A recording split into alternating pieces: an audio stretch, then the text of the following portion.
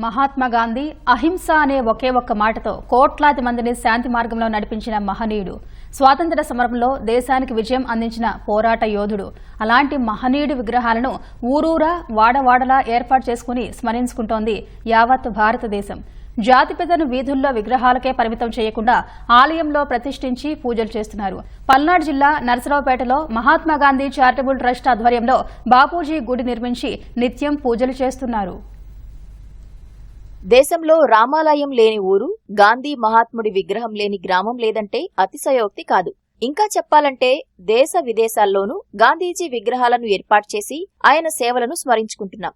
విశ్వమంతా ఖ్యాతిని సొంతం చేసుకున్న ఆ మహనీయుడిని వీధుల్లోని విగ్రహాలకే పరిమితం చేయకుండా దేవుడిలా కొలవాలనే తలంపుతో గాంధీ ఆలయాన్ని కట్టాలని సంకల్పించింది మహాత్మా గాంధీ చారిటబుల్ ట్రస్ట్. పల్నాడు జిల్లా నరసరావుపేటలోని ప్రకాష్ నగర్ లో బాపూజీ గుడిని నిర్మించింది.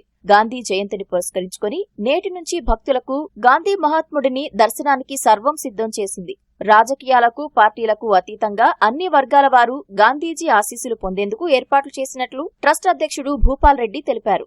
ఈ ట్రస్ట్ 2004 సంవత్సరంలో నర్సరావుపేట హెడ్ క్వార్టర్స్ గా మొదలుపెట్టడం జరిగింది. మహాత్మా గాంధీ పేరు మీద చాలా చారిటబుల్ యాక్టివిటీస్ చేస్తూ ట్రస్ట్ పెట్టిన తర్వాత 10 సంవత్సరాలకి అంటే 2014 సంవత్సరంలో నల్గొండ జిల్లా చిట్యాల మండలం పెదకాపర్తి విజయవాడ హైదరాబాద్ హైవే ఫేసింగ్ లో 4 ఎకరాల్లో ట్రస్ట్ తరఫున మహాత్మా గాంధీకి ఒక గుడి కట్టడం జరిగింది. ఆ తర్వాత మరొక 10 సంవత్సరాలకి అంటే 2024 ఈ అక్టోబర్ 2కి రెండవ గుడి ఈ ట్రస్ట్ హెడ్ క్వార్టర్స్ ఉంది కాబట్టి ఇక్కడ మహాత్మా గాంధీకి గుడి కట్టడం జరిగింది. రామాలయం లేని ఊరు గాని, మహాత్మా గాంధీ విగ్రహం లేని ఊరు గాని మన పూర్తి భారతదేశంలో ఎక్కడా ఉండదు కదా, మళ్ళీ మీరు గుడి ఎందుకు కట్టారు అని. అయితే మహాత్మా గాంధీని మేము ఒక రాజకీయ నాయకుడిగా, ఒక స్వాతంత్ర పోరాట వీరుడుగానే కాదు, దైవత్వం నిండిన మనిషిగా, మానవ స్వరూపుడిగా నమ్మేవారు అందరం కలిసి ఈ ట్రస్ట్ మొదలుపెట్టి అలానే గుడి కూడా కట్టడం జరిగింది. సత్యము అహింస అనే రెండు మాటలు గనక గుర్తుకు రాగానే మనకు స్ఫురణకు వచ్చేది మహాత్మా గాంధీని. జయంతి, వర్ధంతి రోజున పూలమాలలు వేసి దండం పెట్టుకోవటం కాకుండా అనునిత్యం మహాత్ముడిని స్మరించుకునేందుకు వీలుగా గుడిని నిర్మించినట్లు నిర్వాహకులు చెబుతున్నారు. ఆయన మార్గాన్ని అనుసరించేలా యువతను ప్రోత్సహించేందుకు కృషి చేస్తామని నిర్వాహకులు తెలిపారు. గాంధీని ఒక దేవుడిగా కొలవాలి, తనకొకంటూ ఒక గుర్తింపు ఉండాలి. పూర్వకాలం ప్రతి సెంటర్ లో గాంధీ తాతది, సర్దార్ వల్లభాయ్ పటేల్, నెహ్రూ గారు విగ్రహాలు పెట్టేవాళ్ళు, ఇప్పుడు పెట్టేవాళ్ళు మర్చిపోయారు. దానికోసం ఒక ఐడియా పెట్టి గుడి కట్టి చేసి ప్రతిరోజు నిత్యం పూజలు జరుపుతూ గాంధీ యొక్క సిద్ధాంతాలు, గాంధీ నడవడిక తెలుసుకోవాలి, అందరూ తను ఫాలో అవ్వాలి అని చెప్పిన ఉద్దేశంతో ఈ గాంధీ గుడి కట్టించడం జరిగింది. దీనికి అందరూ సహకరించాలి.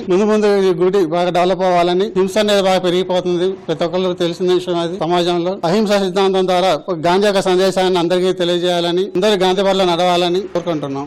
మహాత్మా గాంధీ చారిటబుల్ ట్రస్ట్ ఆధ్వర్యంలో గాంధీ విగ్రహం కోసం ఆళ్లగడ్డ నుంచి ఏకశిలను తెప్పించి దుర్గిలో తయారు చేయించినట్లు నిర్వాహకులు చెబుతున్నారు. ఆళ్లగడ్డ నుంచి రాయి తెప్పించి దుర్గిలోని నాగార్జున శిల్పకళాశాలలో దీన్ని శిల్పం చెక్కడం అయింది. గుడి నిర్మాణంలో ఉంది. గాంధీ జయంతి రోజు దీన్ని ప్రారంభోత్సవం జరగడం జరుగుతుంది. భావితరాలకు మహాత్ముడి ఉద్యమ స్ఫూర్తిని తెలిపేలా తమ ప్రాంతంలో ఆలయం నిర్మించడం పట్ల స్థానికులు సంతోషం వ్యక్తం చేస్తున్నారు. గాంధీ గుడి కట్టడం అనేది చాలా గ్రేట్ అండి. అలా కట్టిన వాళ్ళందరికీ మనం ధన్యవాదాలు చెప్పాలి. విధంగా తెనాల్లో ఎక్కడ ఉందన్నారు గానీ నరసరావుపేట పౌరులుగా, ఈ ఊరి సిటిజన్స్ గా మాకందరికి చాలా సంతోషంగా ఉంది. కాకపోతే మనందరం కూడా గాంధీ సిద్ధాంతాన్ని పాటించాలి. అట్లాగా ఇక్కడ చిన్న చిన్న బుక్స్ ఏమైనా పెడితే 5, 10, 20, 50 ఆ బుక్స్ కూడా కొనుక్కెళ్తాము. 100 మంది చదువుకుంటే 10 మంది మారినట్టే. కాబట్టి ఒక సిటిజన్ గా నేను వాళ్ళకి ధన్యవాదాలు చెప్తున్నాను, కంగ్రాచులేషన్ చెప్తున్నాను. మహాత్ముడి జయంతిని పురస్కరించుకొని ఘనంగా వేడుకలు జరుపుతున్నారు.